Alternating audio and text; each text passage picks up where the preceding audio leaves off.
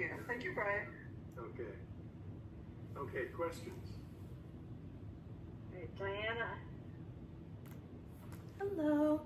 I just wanted to start off with saying thank you. You addressed something I'm like always thinking about, which is how we balance complicity with our need to intervene, because so many of these conflicts are created through decades of not only intervention but purposeful meddling.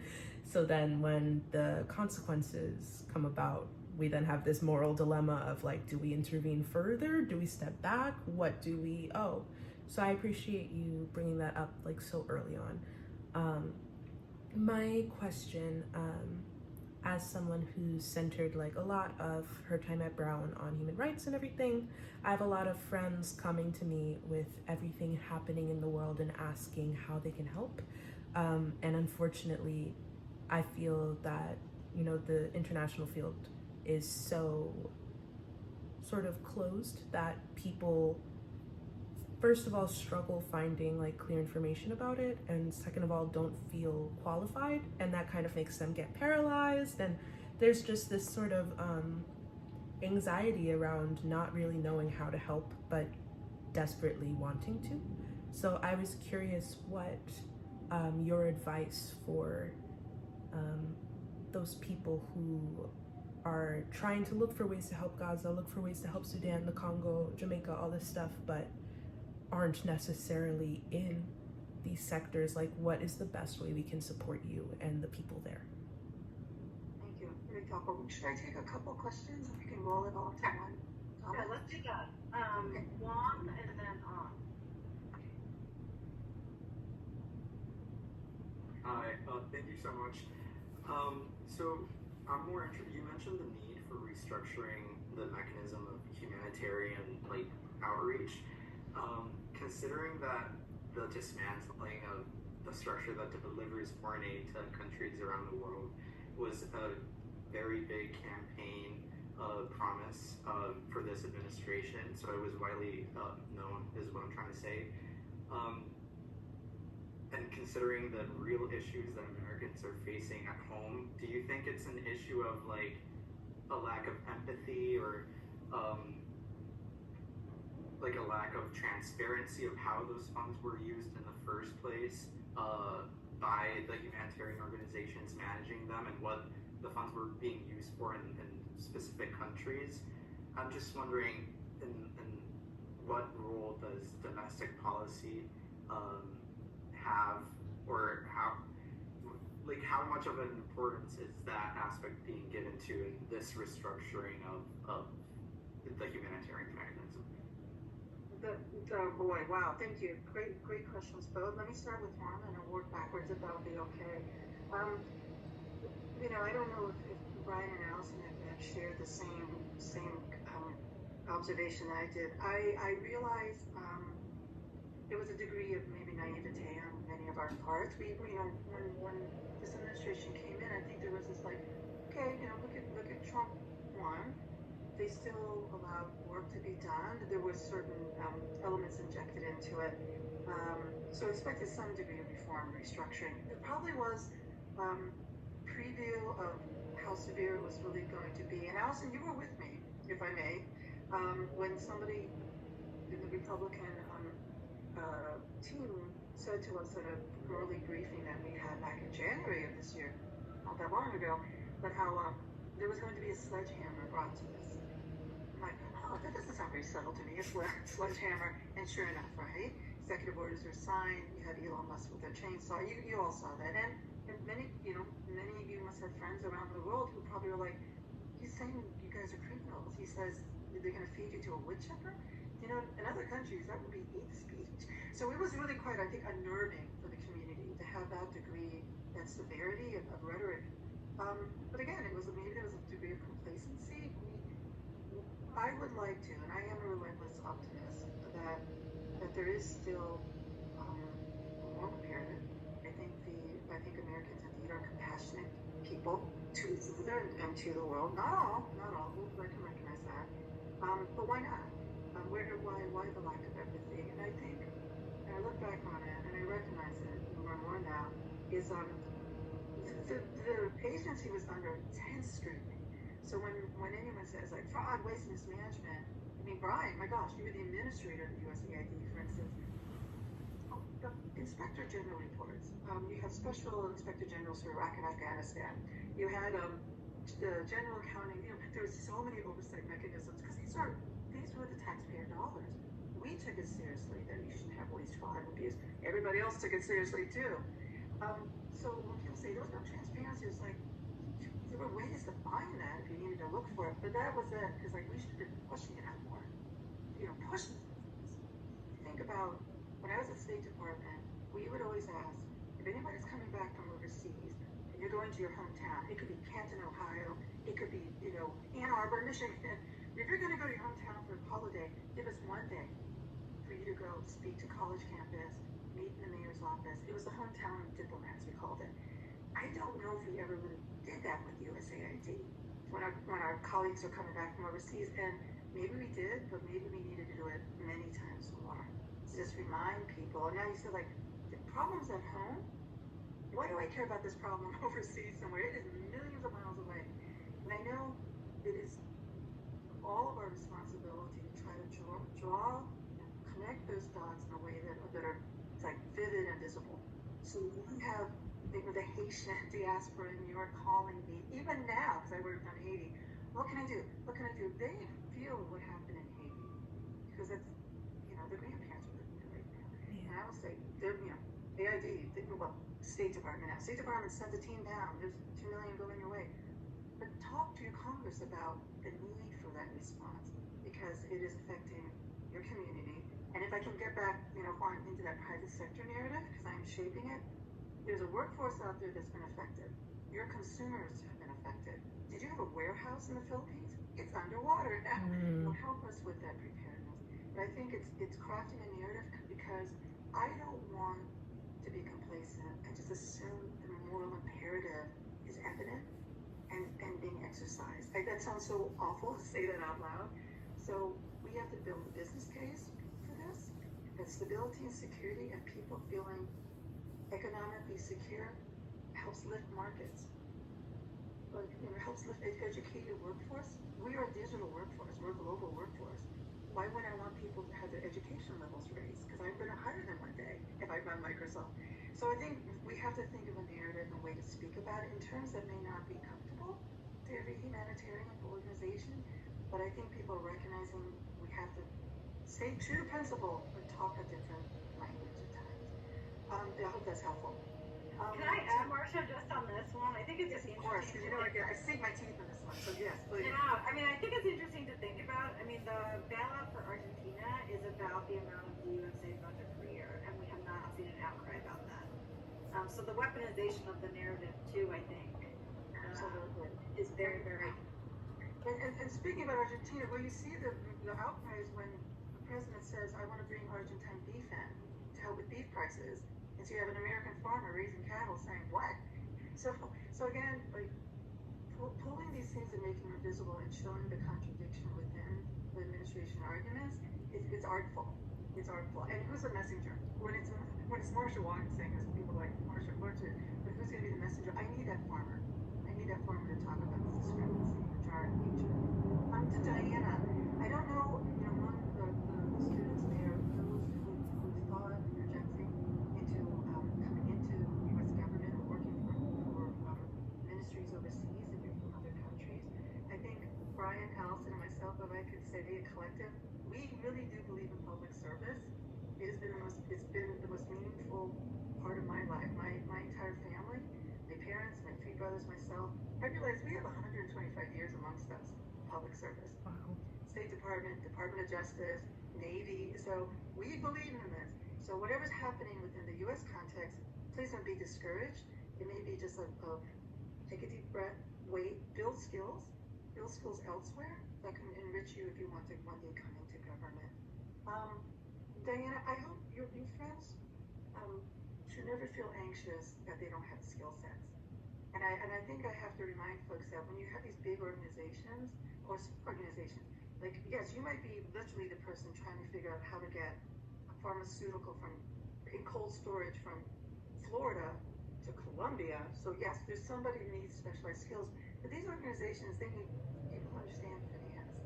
They need people who understand strategic communications, how to build a digital website, how to track a program.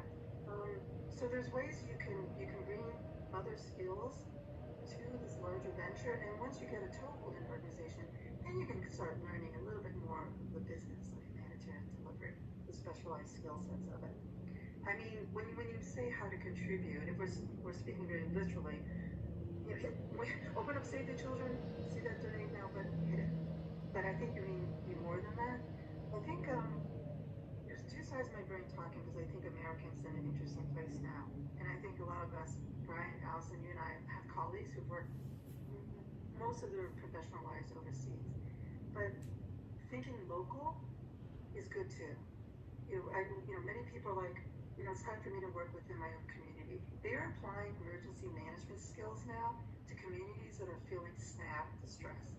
Like, what's the coping mechanisms for families under stress outside Chicago? And we are applying some of the same lessons that we use in other countries that are facing food insecurity with our own neighbors now.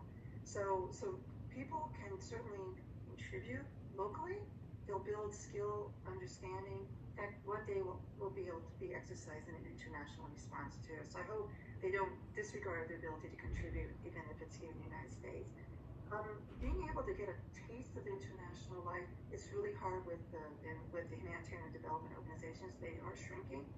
There's a couple things I should point out to you if you haven't heard about them.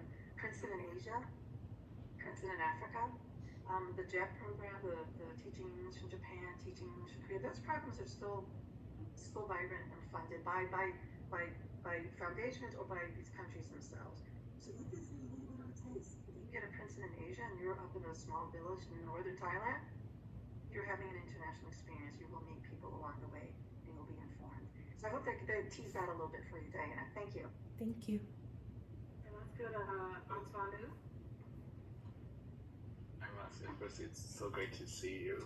I was doing a bit of research on your background, and one thing, I'm just glad that you came out safe from Myanmar. I'm actually from Myanmar, born and raised.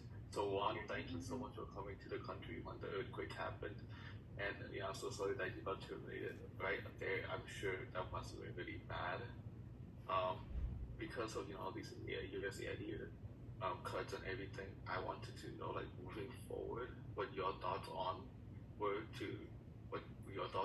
like, who's going to fill this vacuum as USAID is no longer there, and what do you think might happen in the future as well. But just want to say thank you so much for coming to Myanmar and all the support that you've given us. And Myanmar is one. If I may just to comment on Myanmar, it was a little bit heart-wrenching. The fact that when the earthquake took place and we saw the severity and the scale of it, I actually was not in Myanmar. I was in Japan on a private thing, but then like watching this thing happen and being in touch with what was still AID at the time. The fact that the regime actually showed that it was receptive to international assistance. And I guess it gets back to the theme, Allison and Brian, that you're also stressing in this course about when is smart diplomacy exercised. So, this has been a regime that has always been difficult to engage. The geostrategic importance of Myanmar is pretty obvious to all of us. The fact that the administration just didn't take advantage of that moment, it was a litmus test for me. They neither responded at the scale of humanitarian that they could have. Secondly, the fact that the military regime was open and ready to engage. I would have walked through that door. Maybe I'm weaponizing it to humanitarian assistance. I don't mean to do that, but you could have created more dialogue there. And then Russia, India, China came in. So even with all the talk about being tough against these other actors, we missed an opportunity to show that we valued what was happening in engagement. So that was a missed opportunity. Whether they learned anything from this, I do not know. Who's going to fill this space? Again, and Brian, you know this well, and Allison certainly, there's been so much effort to try to, at state level, to try to, bring forth what people refer to as the non-traditional donors. When you look at, like, who's given the most money in the last decade, it is the US, the UK, the European Union. So there's been a lot of attention on Asia, the booming economies of Asia. Japan and Korea certainly have stepped up more. And if I may, I feel like we may lose momentum in the cultivation of, quote, the non-traditional donors, because the U.S. isn't going to be exercising that leadership muscle in a way that would be as effective in the past. If you're being challenged to like, hey, why am I paying so much on Sonia? Why aren't you paying it? That's not the most engaging overture, right? So the Gulf states, there's so much wealth there, and I think that we had hoped, at least no expectations that they would. They are investing, if I can use that term. It's very specific, and it's very can be conditionalized. And again, you don't want it to be. You don't want that to be. So again, I look at the big, when I describe that response scrum, I hope it will never be able to totally fill the gap of the U.S. retreating the way it has. But we know there are resources, indeed, from the private sector. McKenzie's gave $60 million to the Center for Disaster Philanthropy to allow them to provide grants to organizations dealing with disaster response. So if you have a high net worth individual with $60 million just in one gesture at her disposal, this whole response scrum is shifting to engage and talk to these different individuals. It's going to be difficult. It'll be very fragmented, but I don't know if there's an easy USAID went away. In comes something in total that's going to fill that space. So much expertise also was lost by the closure of it. I hope experts land in places where they can still benefit and contribute to the system. But right now, everyone's struggling with what does fill that big gap. And I'm not sure we're going to fill the gap. We're going to try our best to close it. Thank you. Raymond. Thank you so much for coming to our discussion. I think you already answered part of my question, but I should ask regardless. As you mentioned earlier, we're never actually going to be able to fill the gap of U.S. pulling USAID back. But does that potentially mean that more of the humanitarian aid's burden falls on the shoulders of local and grassroots organizations, and as you mentioned, private sectors? Over the long term, does that potentially have some sort of benefits in terms of actually allowing people to, not be overly reliant on the U.S.? And what effect does this have in the private sector in terms of being able to work with grassroots organizations without U.S. aid as a potential proxy, or however it actually functions in the past? The other thing I want to bring up is I think it's also really interesting to try to engage the private sector in humanitarian efforts. To what extent is that actually viable? I mean, you mentioned changing the way that we frame things and making it so that, for example, companies like Microsoft is actually motivated to have good education for people. But how much of the gap do you think that's actually able to fill? And can that ever be fully realized, given most companies are, at the end of the day, still pursuing short-term profits? Or do you think there's some sort of institutional change that needs to happen for companies or private sector companies to be more engaged with this sort of mission? You have to write it down and send it to me in an email. That was a great question of just sort of, without the U.S., what's the dynamic right now? And in some ways, I almost say, without the U.S., there's one question. Without the U.S., what's the dynamic? And then in certain situations, Brian Allison elaborate on it, almost kind of like in spite of the U.S., how do you get work done? Because I am more and more aware of how the U.S. can project to be the disruptor and a potential hostile actor in terms of humanitarian response, and that is something that's extremely worrisome. I think, in some ways, if I can bring it really kind of, in the community itself, they won't have a choice in finding means and ways to respond. And will it be the most effective thing? But communities are going to have to, right? Because it is existential for them. If you're, the farmer right now in a dry corridor, and you have no ways of feeding your children, you're going to try to figure out ways to do it. That might mean migration. In other places might mean I shouldn't be farming, I should be retooling. Who could help me retool and think of some other way, or bring in a different type of crop and feed? So there's a world out there that we need to tap of communities themselves who have been dealing with, regrettably, increasingly severe conditions, but have been creative, have been looked at. And there's a whole industry out there called nature-based solutions. When you talk about climate and agricultural adaptation, and we need to harness that more because they've been there. They've seen how the environment has changed around them. The adaptability they have until they can't, or something else, disrupts and pushes them out of their home. So there's going to be some innovation and creativity. Hi, thank you everyone for watching. I appreciate it. Go follow me on TikTok and Substack, and go check out my website because I am very silly and ask very important questions. Thank you. Bye.